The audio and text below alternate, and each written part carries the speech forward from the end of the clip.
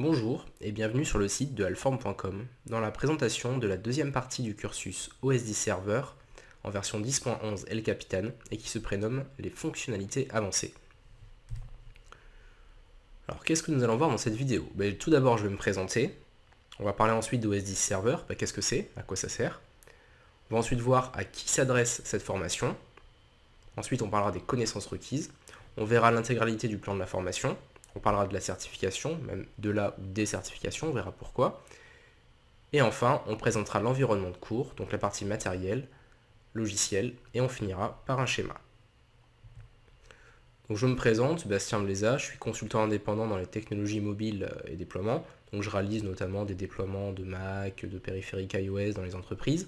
J'accompagne les entreprises en fait dans ces nouvelles technologies, qui sont malheureusement assez mal implémentées à l'heure actuelle. Donc mon rôle, ça va être de leur donner les meilleures pratiques, les meilleurs outils pour intégrer au mieux des périphériques, notamment de type Apple. Vous avez mon mail ici si vous voulez me contacter. Mon entreprise, le site de mon entreprise, voilà, bigzen.fr. Mon profil sur le site de Alform.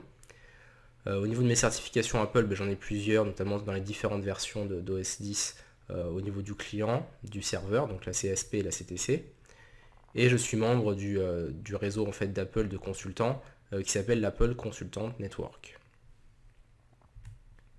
Donc qu'est-ce qu'OS 10 Server? Bon, déjà, OS 10 Server, on va même le raccourcir, on va appeler ça serveur, tout simplement parce qu'en fait, serveur, c'est un logiciel qui est actuellement en version 5 et qui va permettre de transformer un Mac dit client en serveur et qui va pouvoir en fait fournir des services à des périphériques, notamment des périphériques iOS, des périphériques de type Mac et même pourquoi pas des périphériques de type Windows.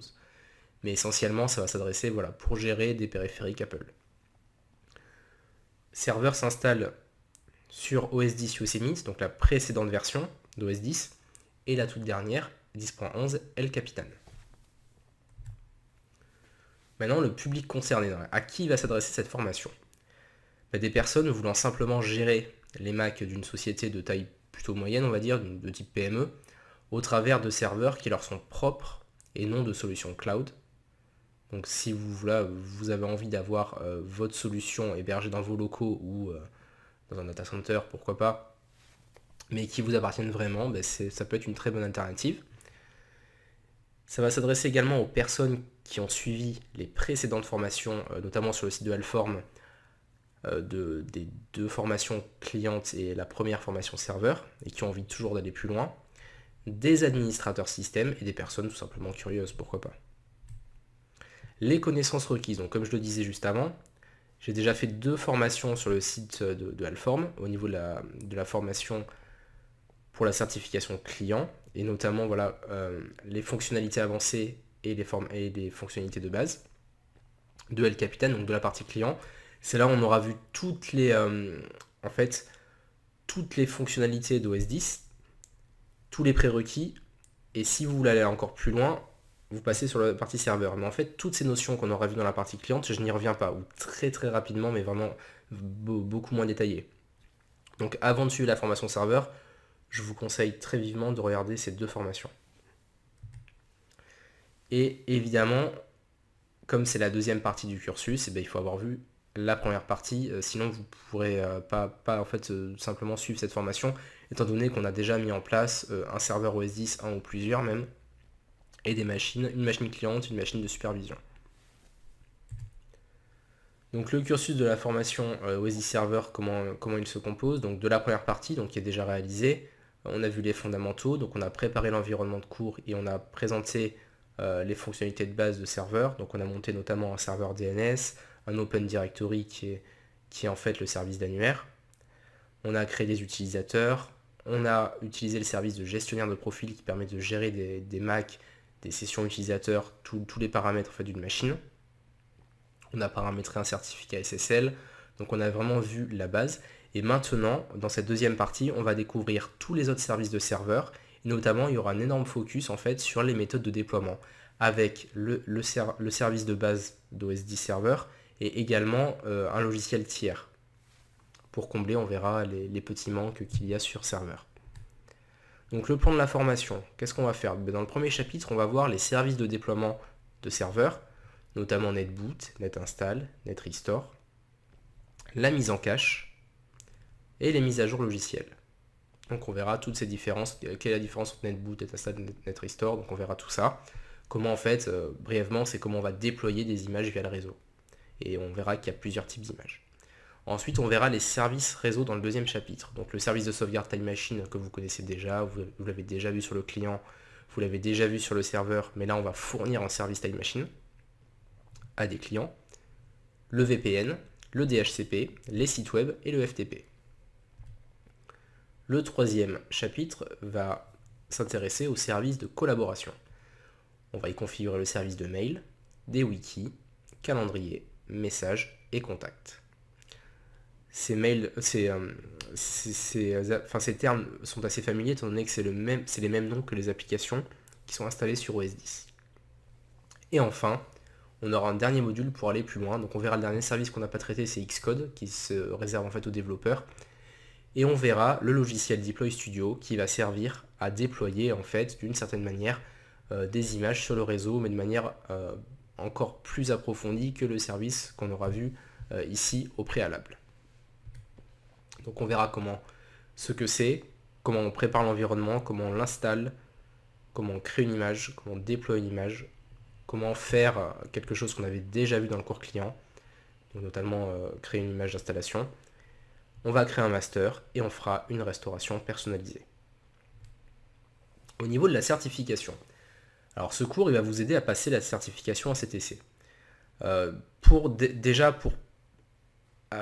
si vous voulez avoir le droit de passer cette certification, il va falloir avant passer la certification ACSP, c'est un prérequis, donc avoir la certification client, et une fois que vous aurez la certification client en poche, vous allez pouvoir passer la certification ACTC. Donc pour résumer, on traite dans ces deux formations des grandes parties du cursus de formation qui vous permettra de passer cette certification. Cependant, je vous invite fortement à acheter le livre, parce qu'il y a quand même des termes, enfin, on va dire un peu plus de blabla dans les livres, ce qui est normal.